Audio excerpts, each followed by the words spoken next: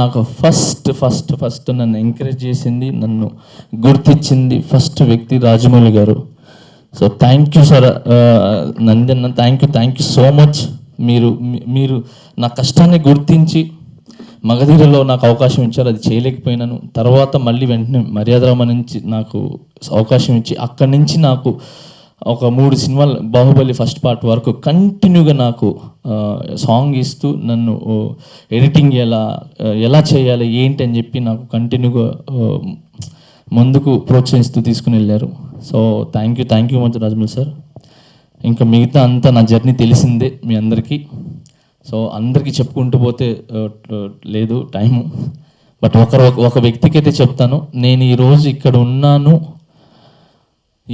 ఈ పొజిషన్ నాది ఏదైనా కూడా అది నా తల్లి పెట్టిన భిక్షం. సో నన్ను పుట్టించిన నా తల్లి, నా తండ్రి. సో వాళ్ళ ఒక దీవెన, వాళ్ళ ప్రేమ లేకపోతే నేను ఈరోజు ఇక్కడ వరకు ఉండేవాడిని కాదు. So thank you so much my mom, my dad.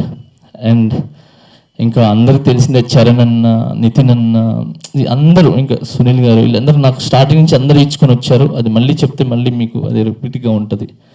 So అది అంతా వద్దు.